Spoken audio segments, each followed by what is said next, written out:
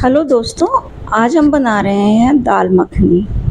दाल मखनी खाना तो सभी को बहुत पसंद होती है, चाहे बच्चे हों या बड़े हों, सभी को बहुत पसंद है। और जब भी हम रेस्टोरेंट जाते हैं तो दाल मखनी तो हम ज़रूर से ऑर्डर ही करते हैं। खाने में एकदम मखमली, इतनी मखमली कि हमारे मुंह में जाए तो घुल जाए, चबाने की भी ज़रूरत ना पड़े, तो सभी को बहुत पसंद होती है। तो अगर हम इसे घर पे बनाएं, वो भी बिना किसी तामझाम के, ना हमें इसके लिए कोई बहुत ज़्यादा इंग्रेडिएंट्स की ज़रूरत है, जो हमारे घर में सामान रखा होता है हम उसी से इसे बना सकते हैं, तो कितना अच्छा हो। चाहे हमारे घर में गेस्ट आए तो हम इसे बना सकते हैं, कोई हमारा स्पेशल ओकेजन है तो भी हम बना सकते हैं, या यूँ ही कोई संडे है, अच्छा खाना खाने का मन है तो भी हम बना सकते हैं। तो चलिए शुरू करते हैं। तो इसके लिए लेते हैं सबसे पहले हम साबुत उड़द। साबुत उड़द जो काले होते हैं ना, छिलके वाले, वो वाले लेने हैं। तो ये हम 1 कटोरी लेते हैं, और ग्राम में अगर हम इसे देखें तो ये 140 ग्राम के करीब आप ले लीजिए। और उसके बाद लेते हैं हम राजमा। राजमा आप छोटे बड़े कोई भी ले सकते हैं। तो ये मैंने चौथाई कटोरी ली है और लगभग 40 ग्राम के करीब राजमा है। तो इसमें कोई हार्ड एंड फास्ट रूल नहीं है कि नहीं नहीं हमें इतना ही लेना है। कभी अगर दाल थोड़ी कम हो तो आप राजमा बढ़ा सकते हैं, राजमा कम हो तो दाल ज़्यादा बढ़ा दीजिए, इसमें कोई दिक्कत नहीं है। और थोड़ी सी हम डालेंगे इसमें चने की दाल, सिर्फ 1 मुट्ठी चने की दाल डालनी है, इससे टेस्ट ना अच्छा आता है बहुत। तो ये 20 ग्राम के करीब हमने चने की दाल ले ली है। अब इन तीनों चीज़ों को हम अच्छे से मिक्स कर लेंगे और उसके बाद हम इसे वॉश करेंगे। वॉश करना बहुत ज़्यादा ज़रूरी है, क्योंकि कहते हैं दाल में मिट्टी बहुत ज़्यादा लगी हुई होती है, या कि काली दाल होती है ना, तो आप जब इसको वॉश करेंगे तो आप महसूस करेंगे कि इसमें ना कालापन हट गया है और थोड़ी हरी हरी सी दिखाई देने लगी है दाल।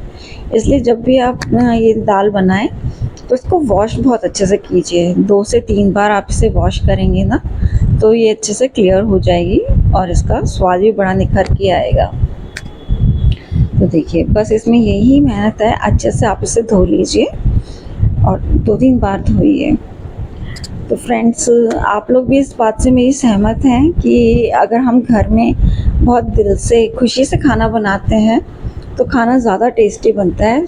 ज़रूरी नहीं होता कि हमारे पास बहुत सारे इंग्रेडिएंट्स हों, वो डालने के बाद ही खाना स्वाद बनेगा। बस हम खुशी से बनाएं कुछ ही इंग्रेडिएंट्स के साथ में, सिंपल रेसिपी जो होती है ना, ज़्यादा स्वाद होती है। तो चलिए देखिए, अब बिल्कुल साफ़ पानी हो चुका है। अब हमने इसमें डाल दिया है आधा चम्मच नमक। ये नमक मैंने इसलिए डाला है कि दाल जब पानी सोखेगी ना तो उसके साथ साथ नमक का फ्लेवर भी सोख कर लेगी, तो उससे क्या होता है दाल के अंदर तक नमक चला जाता है। तो मैं तो छोले, राजमा कुछ भी भिगोती हूँ ना तो उसमें नमक डाल के ही भिगोती हूँ, ताकि अंदर तक फ्लेवर चले जाए दाल ये नमक का। अब इसे ढककर हम ओवरनाइट रख देते हैं। चलिए जी, गुड मॉर्निंग। ये हो गई सुबह और देखते हैं क्या हाल है राजमा और दाल का। तो देखिए, इस पे एक सफ़ेद सी परत आ गई है। तो अब फिर से हम इसे मसल के 2-3 बार धोएंगे ताकि इसकी सारी गंदगी निकल जाए। तो देखिए, इतने अच्छे से हाथों से अपने रब करते जाइए और फिर इसे धो दीजिए।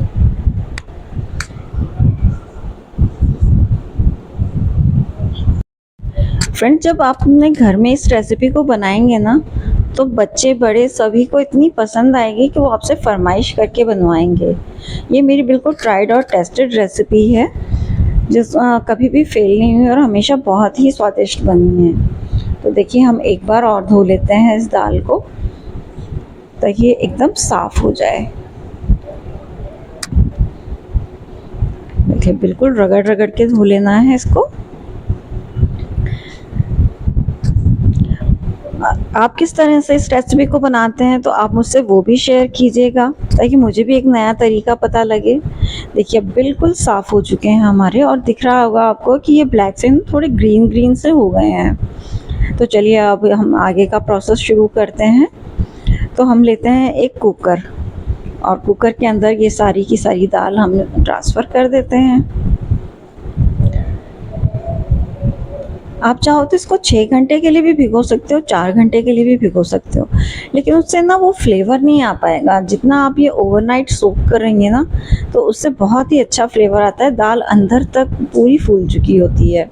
तो अब हम इसमें डाल देंगे पानी।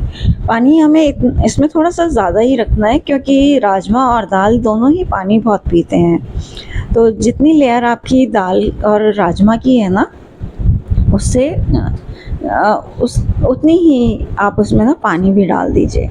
अब हम इसमें नमक डाल देंगे। नमक मैंने यहाँ पे 1.5 चम्मच डाला है, लेकिन ये थोड़ा ना मेरा ज़्यादा हो गया था नमक, तो आप इसमें सिर्फ 1 चम्मच ही नमक डालिएगा।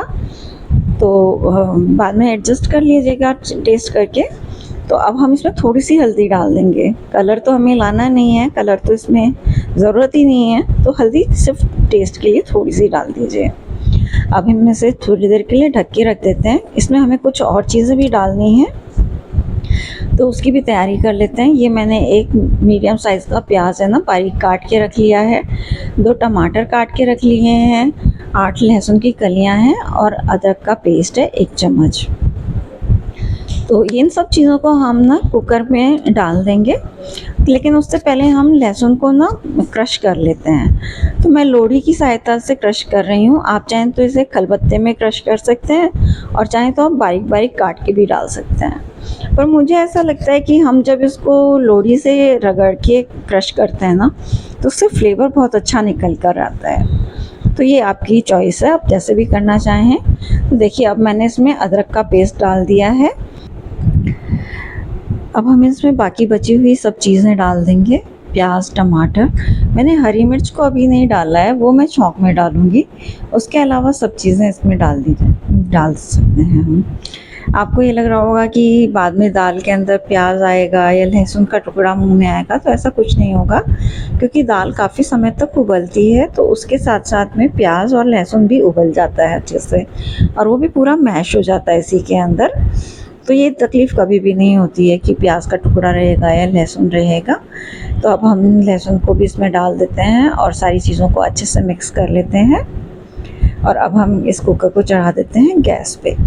तो गैस पे हम इस चीज़ का ध्यान रखें कि पहले हम 2 सीटी जो है ना, वो हाई फ्लेम पे लेंगे, और उसके बाद फ्लेम को लो कर दीजिए और 10 मिनट तक आराम से इसे पकने दीजिए।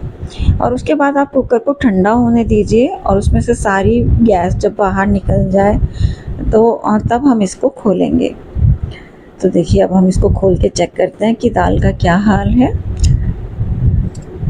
तो आप देख पा रहे होंगे कि सारा का सारा पानी ना दाल और राजमा ने सोख कर लिया है। तो क्या होता है कि कई बार हम पानी कम रखते हैं ना, तो दाल के जलने के भी चांसेस होते हैं। तो उस चीज़ से बचने के लिए पानी थोड़ा सा ज़्यादा ही रखिए आप। तो अब हम चेक करते हैं कि दाल और राजमा हमारे गले या नहीं। इस टाइम ये बहुत गर्म है, लेकिन फिर भी हाथ से थोड़ा सा हम हल्का सा चेक कर लेते हैं। तो देखिए, अभी मैं आपको बताती हूँ चेक करके। ये देखिए, आप देख पा रहे होंगे कि ये एकदम देखिए बिल्कुल मैशी हो गया है। इसी तरीके से हम दाल को भी चेक कर लेते हैं कि बिल्कुल मैशी होना चाहिए। हालांकि ये अभी काफ़ी उबलेगा, लेकिन फिर भी मैशी होना चाहिए ताकि उसमें से क्रीम निकल पाए। और चने की दाल को भी हम इसी तरीके से एक बार चेक कर लेते हैं। कई बार क्या होता है कि हम ये सब चीज़ें चेक नहीं करते हैं, और फिर बाद में जब खाने लगते हैं ना, तब पता पड़ता है कि थोड़ा सा खड़ा रह गया है। तो इससे अच्छा है हम एक बार पहले चेक कर लें। तो दाल तो हमारी अच्छे से उबल चुकी है। अब हम इसमें तड़का मारते हैं। तो तड़का लगाने के लिए हम लेते हैं एक कढ़ाई, और उसमें डालते हैं 2 टेबलस्पून घी। इस दाल को ना घी में ही बनाइए। घी में जो फ्लेवर आता है ना अच्छा सा, वो तेल से नहीं आएगा। फिर भी आप चाहें तो आप तेल में पका सकते हैं। देखिए, अब अच्छे से हीट हो गया है तेल, तो मैंने इसमें आधा चम्मच जीरा डाल दिया है, और जीरा अब अच्छे से तड़कने लगा है। तो मैंने ना गैस को बंद कर दिया, क्योंकि मैं कुछ मसाले इसमें डालने वाली हूँ, तो हो सकता है वो जल भी जाएं। इसलिए अब मैंने इसमें 2 हरी मिर्च डाल दी हैं कटी हुई बारीक, और थोड़ी सी हल्दी डाली है, और थोड़ा 1 चम्मच धनिया डाल दिया है। और इसके बाद इसमें डाल रहे हैं हम 1 चम्मच लाल मिर्च पाउडर। तो देखिए अगर गैस जली होती ना तो ये मिर्च जल जाती, तो उसको जलने से बचाने के लिए मैंने गैस को बंद कर दिया और थोड़ा सा देर मिर्च को भूना और उसके बाद में मैंने तुरंत से पानी डाल दिया है। अब ये वापस से हम गैस को ऑन कर देते हैं और मसाले को पकने देते हैं। जब तक मसाला हमारा पक रहा है हम दाल की तरफ चलते हैं और वहाँ पे आप देख पा रहे होंगे कि टमाटर के छिलके जो है ना वो तैर रहे हैं। तो इन छिलकों को हम हटा देते हैं चम्मच हाथ से, क्योंकि जब ये उबले ना टमाटर तो टमाटर का गूदा अलग हो गया है और छिलका अलग हो गया है। तो जब हम दाल खाएंगे तो छिलके मुंह में आएंगे, वो अच्छे नहीं लगते हैं। तो इसलिए सारे छिलकों को आप पहले ही हटा दीजिए। और अगर आप ये वाला प्रोसेस नहीं करना चाहते हैं तो जब शुरू में मैंने कुकर में टमाटर काट के डाले थे ना, तो उस समय आप ये कर सकते हैं कि चाकू के अंदर टमाटर को लगाइए और गैस की फ्लेम पर रख के इसको सेक लीजिए। उससे क्या होगा कि इसकी स्किन फट जाएगी, तो वो स्किन आप रिमूव कर दीजिए और फिर टमाटर को काट के डाल दीजिए, चाहे आप ऐसे डाल दीजिए, दोनों में कोई फ़र्क नहीं आएगा। जैसे आपको अच्छा लगे आप वैसा कर लीजिए। अब हम अपनी सारी दाल को इसमें डाल देते हैं और कुकर को धो के उसका पानी भी इसी में डाल देते हैं, क्योंकि दाल अभी बहुत पकेगी। 10 से 15 मिनट इसको आराम से लगेंगे, मगर इसके लिए हमें खड़े होने की ज़रूरत नहीं है। बीच बीच में बस चलाते रहिए इसको। और ये जो हमारा पाव भाजी मैशर होता है या पोटैटो मैशर होता है, इससे थोड़ा सा इसको मैश कर दीजिए ताकि ना दाल के अंदर और राजमा में जो क्रीम है वो निकल के बाहर आ जाए। वो उबलते हुए भी निकल के आएगी और इससे क्या होगा कि कुछ दाल जो है ना वो साबुत रहेगी, कुछ दाल जो है बिल्कुल मैश होगी, तो उससे फ्लेवर बहुत अच्छा निकल के आएगा। अब देखिए 15 मिनट से ये दाल पक रही है, इसका कलर बिल्कुल चेंज हो गया है। तो अब हमें कुछ चीज़ें और डालनी है दाल को मखनी बनाने के लिए। तो भाई अगर मखनी दाल है तो उसमें क्रीम का जाना तो बिल्कुल लाजमी ही है। तो मैंने यहाँ पे घर की मलाई ली है 4 चम्मच और उसको अच्छे से फेंट के उसी को ही डाला है। आप चाहे तो बाज़ार की क्रीम भी ला सकते हैं, लेकिन इतनी सी चीज़ के लिए बाज़ार की क्रीम लाने की ज़रूरत नहीं होती है। आप ताज़ा मलाई से भी वही इफ़ेक्ट ला सकते हैं अपने खाने में, वही फ्लेवर आएगा। तो अब हम अच्छे से इस मलाई को इसमें मिक्स कर देते हैं। देखिए अब बिल्कुल हमारा रेस्टोरेंट स्टाइल दाल का कलर आ गया है इसके अंदर। क्या मस्त लग रही है ना अब हमारी दाल। तो फ्रेंड्स बहुत इजी होता है घर में खाना बनाना। कुछ टिप्स और ट्रिक्स लगती हैं लेकिन खाना बहुत स्वाद बनता है। चलिए देखिए दाल हमारी तैयार हो गई है। अब हम इसमें थोड़ा सा डालेंगे मक्खन।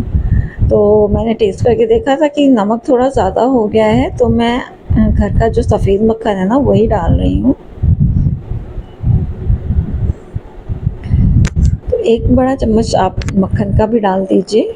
भाई आखिर ये रॉयल सी रेसिपी है दाल मखनी, तो इसमें क्रीम और बटर ये सब जाना तो बिल्कुल स्वाभाविक सी बात है। तो इसे भी हम अच्छे से मिक्स कर लेंगे। अब बस लास्ट में फिनिश करने के लिए हमें इसमें थोड़े से मसाले और डालने हैं। तो देखिए अच्छे से उबल गई है। इसमें मैंने चौथाई चम्मच दालचीनी का पाउडर डाला है। इससे क्या है कि एक मीठी मीठी सी खुशबू आएगी और ना स्वाद भी आएगा, लेकिन ऐसे कुछ बोलेगी नहीं दालचीनी। तो बस वो हल्का सा फ्लेवर छोड़ेगी अपना। और आधा चम्मच मैंने इसमें कसूरी मेथी डाल दी है हाथों में रगड़ कर। और थोड़ा सा गरम मसाला डालना है इसमें, ज़्यादा गरम मसाले की ज़रूरत नहीं है, चौथाई चम्मच काफ़ी रहेगा। तो लीजिए हमारी दाल मखनी तैयार है। अब आप इसे एंजॉय कीजिए रोटी के साथ, पराठे के साथ, चावल के साथ, नान या तंदूरी रोटी। तो आज मैंने बनाई है तंदूरी रोटी। हम एंजॉय कर रहे हैं आज तंदूरी रोटी के साथ। तो बस इसी तरीके से अच्छा खाना बनाइए, खाइए, खिलाइए और मस्त रहिए। और अपने एक्सपीरियंस ज़रूर से बताइएगा कि आपको कैसी लगी ये दाल। तो अगर आप कहेंगे तो मैं आपके साथ तंदूरी रोटी की रेसिपी भी शेयर करूँगी।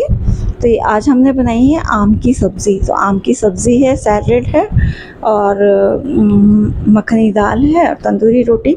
और क्या चाहिए, बस इतना अच्छा कॉम्बिनेशन घर में ही मिल गया तो रेस्टोरेंट जाने की क्या ही ज़रूरत है। तो चलिए आप एंजॉय कीजिए इस रेसिपी को। मिलते हैं फिर किसी और रेसिपी में, तब तक के लिए नमस्कार।